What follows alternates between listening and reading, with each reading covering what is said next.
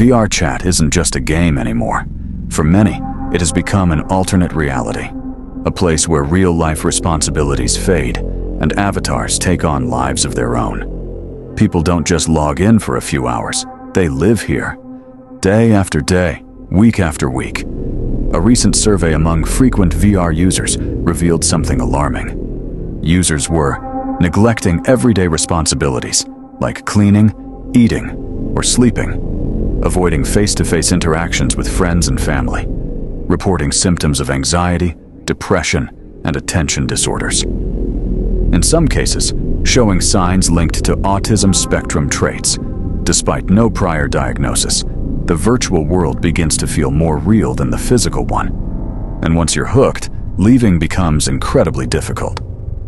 So, what exactly is pulling people in so deeply?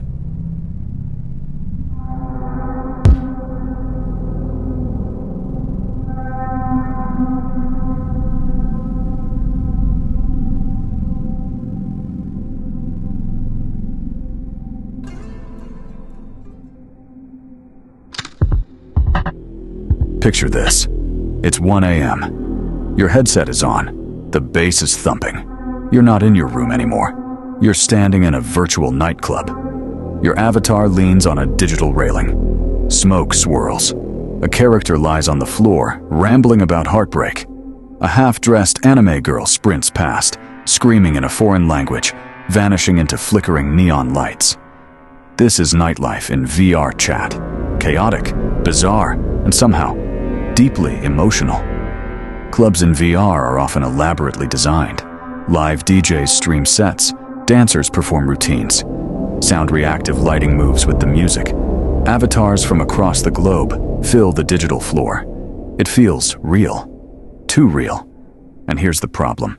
People drink, not virtually, but physically, while in these VR clubs. The catch? VR chat's age limit is just 13.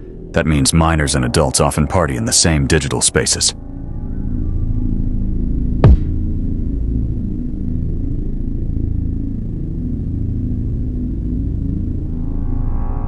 ERP stands for erotic roleplay, a form of specifically sexual online roleplaying conducted through online video games, chats, forums, and similar platforms.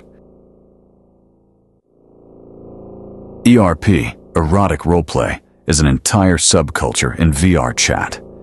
Private rooms are built for one purpose: beds, TVs, dim lights, and soundproof walls, lockable doors, and password-protected entry. Real-time roleplay sessions between consenting, and sometimes not so consenting, adults. Some users even claim to feel phantom touch, a psychological illusion where they sense real physical contact during virtual intimacy. And just like in the real world, fantasy breeds a market. Digital sex work exists here. Avatars are paid to perform private scenes for real money. Some sell access to recordings, others sell companionship, and some sell control.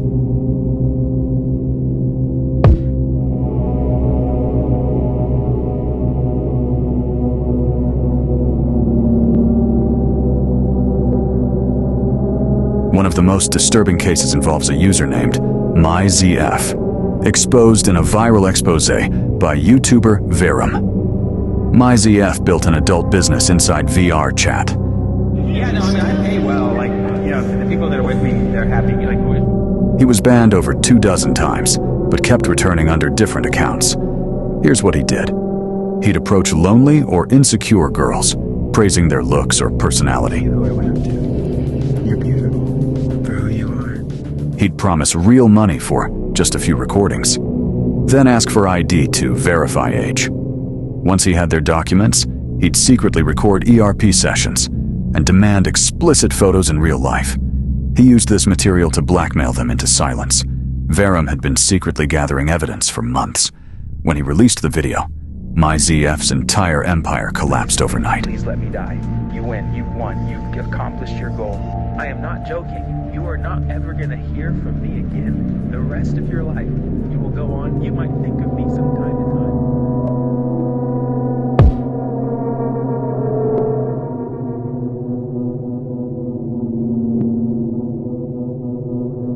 destructive cult. A term used to describe religious, non-religious, or other groups and organizations that cause harm to society or their members, or are suspected of posing a potential threat of such harm. Addiction and exploitation aren't the only threats. There are also cults. Brandon FM uncovered a virtual group called the Dark Guild, run by a user known as Alice. On the surface, the guild looked like any other friendly social group, people of all ages hanging out on Discord and VRChat.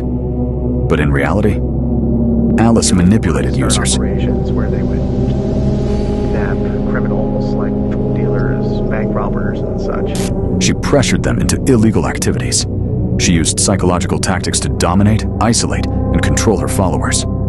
Several members later spoke out, revealing emotional trauma and lasting mental damage. My mind are so extreme that I was recently diagnosed with Stockholm Syndrome. The server was eventually shut down, but not before serious harm was done.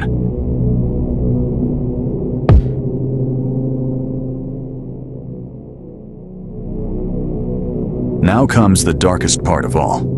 An underground VR community existed, where users bought and sold other avatars in fake slavery auctions. Here's how it worked. Users would apply to become performers, often as slaves in erotic shows. Elite donors and VIPs paid real money to own these avatars during performances. Some of these convict shows sold avatars for as much as $1,300 US. Over 6 months, investigators tracked over $25,000 changing hands. When the organizers caught wind of the investigation, they deleted the server and moved operations elsewhere. It wasn't fantasy anymore. It was commerce. This video isn't about banning VR chat. It's not about fear-mongering or spreading paranoia. It's about awareness. If you're a parent and you bought your child a VR headset, understand what kind of world they might enter. Not all avatars are who they seem. Not all clubs are safe. Not all fantasies are harmless. Stay safe. Stay aware.